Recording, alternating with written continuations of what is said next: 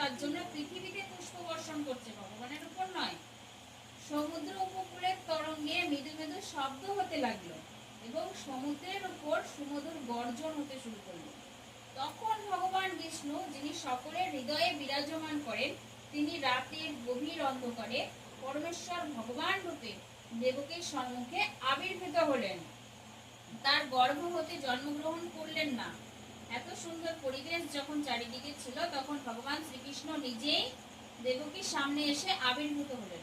পূর্ণচন্দ্র যেভাবে পূর্ব দিগন্তে উদিত হয়, ঠিক তেমন ভাবেই পরমেশ্বর ভগবান আবির্ভূত হলেন। কেউ প্রশ্ন করতে পারে যে অষ্টমী তিথিতে শ্রীকৃষ্ণের আবির্ভাব হয়েছিল, তাহলে পূর্ণচন্দ্রের উদয় হলো কি করে? এর অর্থ উত্তরে বলা হয়েছে যে শ্রীকৃষ্ণ চন্দ্র বংশে আবির্ভূত হয়েছিলেন।